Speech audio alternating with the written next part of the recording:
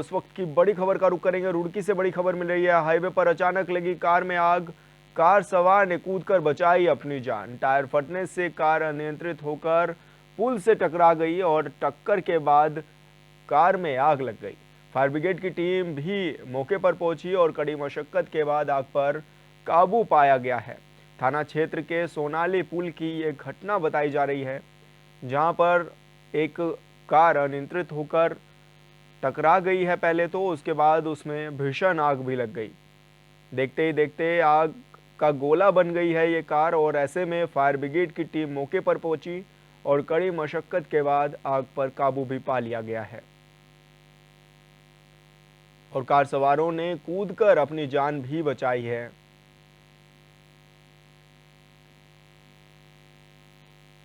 हरिद्वार में इस बार कांवड़ मेले में पिछले साल से ज्यादा कांवड़िए पहुंचने की उम्मीद है। बता दें कि कांवड़ मेले में लगभग 1 महीने का समय बाकी रह गया है। वहीं मेले की तैयारियों को लेकर प्रशासनिक अधिकारियों ने भी अपनी तैयारियां शुरू कर दी हैं। इसी के चलते एसएसपी प्रवीण सिंह डोभाल ने मेला क्षेत्र का स्थलीय निरीक्षण किया, जिसके बाद एसएसपी और डीएम ने नियंत्रण भवन में स्थानीय व्यापारियों के साथ बैठक भी की, जहां उन्होंने व्यापारियों के सुझाव और समस्याओं को भी जाना है।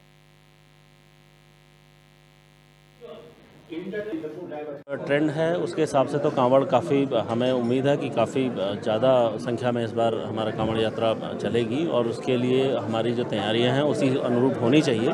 उसके लिए हम लोग तैयारी भी कर रहे हैं और उसको अच्छे तरीके से करेंगे। स्थलीय निरीक्षण के साथ साथ आज व्यापार मंडल के सहयोगी जितने हमारे स्टेक होल्डर्स हैं, व्यापार मंडल और उसमें होटल एसोसिएशन, धर्मशाला एसोसिएशन और जितने भी हमारे यहाँ पर व्यापारी वर्ग है, उनके साथ एक विस्तृत वार्ता भी की गई थी, जिसमें उनके सुझाव आमंत्रित किए गए थे। खासकर अपर रोड में किस तरीके से व्यवस्थाएं होनी चाहिए जो और अतिक्रमण को किस तरीके से हम लोगों को आगे सॉल्व करना है, उनके सहयोग की भी अपेक्षा हमारे द्वारा।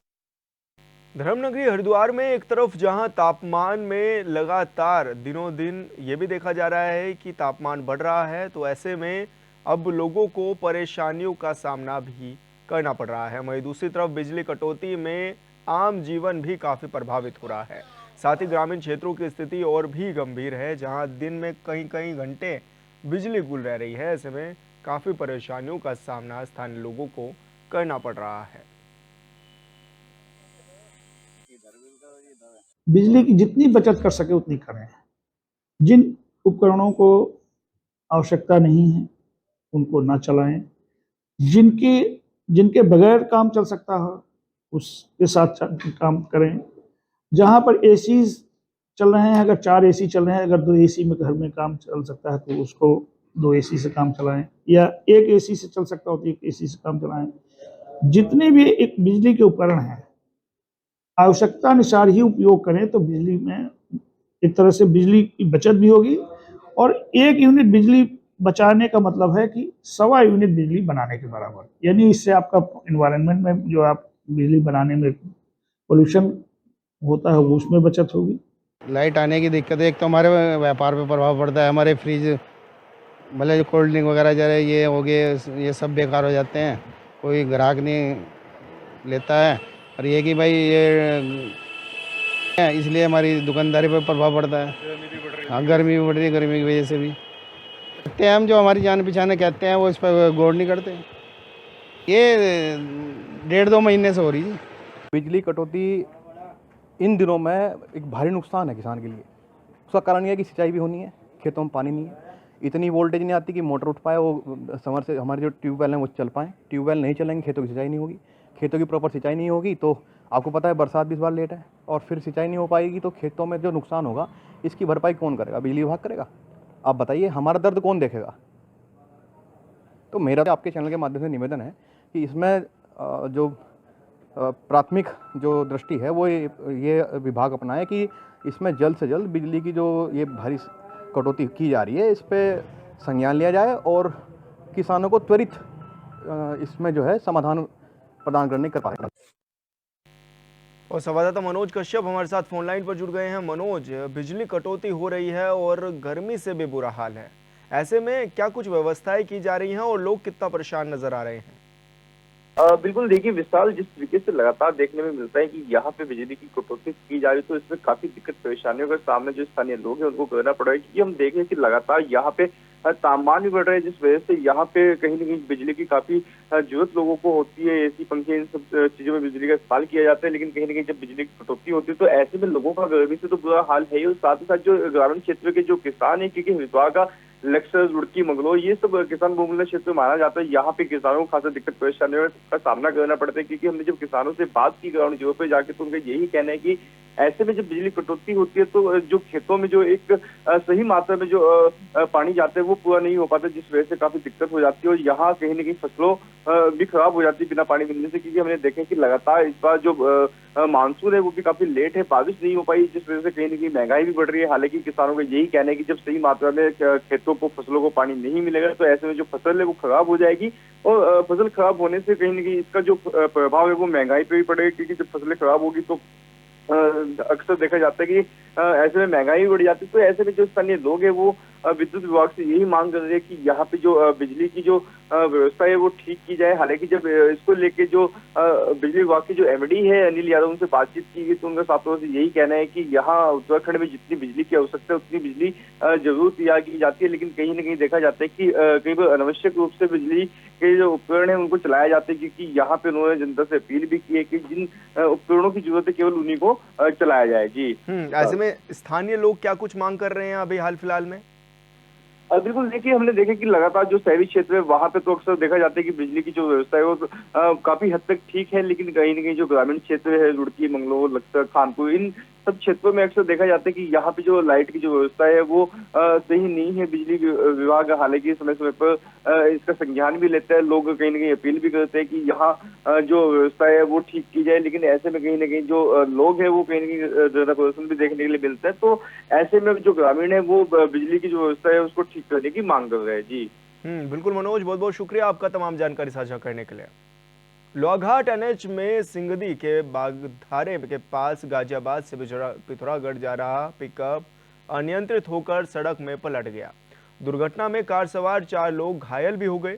सूचना पर पहुंची पुलिस ने सभी घायलों को अस्पताल में पहुंचाया, जहां से गंभीर हालत होने के चलते 2 लोगों को हायर सेंटर जिला अस्पताल भी पहुंचाया गया है।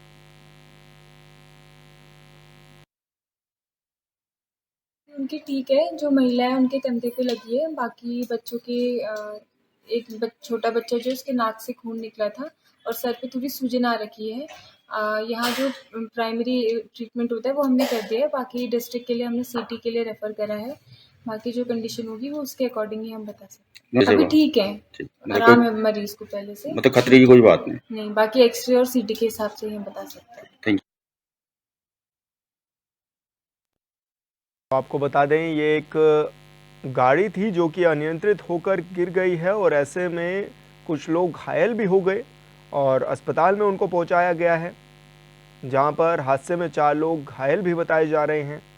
लोहाघाट में सभी घायलों का इलाज भी जारी है। ऐसे में अनियंत्रित होकर यह पिकअप वाहन पलट गया था और ऐसे में 4 लोग घायल हो गए हैं।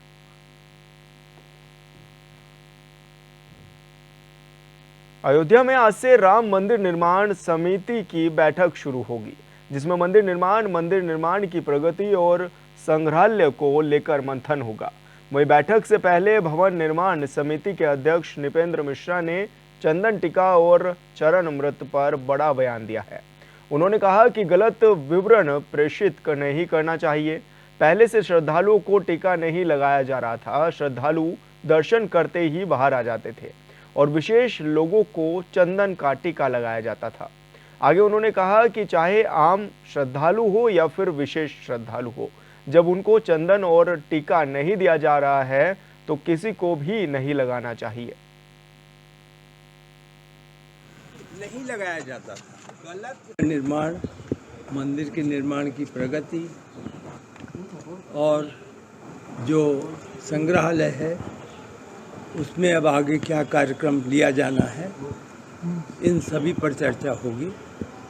लेकिन आप लोगों को इस बात का हर्ष होगा कि इतनी भीषण गर्मी के बावजूद श्रद्धालुओं को किसी प्रकार से इस प्रकार कठिनाई जो है जो होनी चाहिए थी या इस कारण से यहाँ आने में संकोच होना चाहिए था, वह कहीं पर भी नहीं दिखाई दिया। कल तक की जो संख्या है प्राण प्रतिष्ठा के बाद श्रद्धालुओं की संख्या 1,75,00,000 से ऊपर जा चुकी है और औसतन 1 लाख से अधिक लोग दर्शन का लाभ उठाते हैं प्रतिदिन। पूरी उम्मीद है कि इस माह के अंत तक 2 करोड़ श्रद्धालु यहाँ पर आकर दर्शन कर सकेंगे।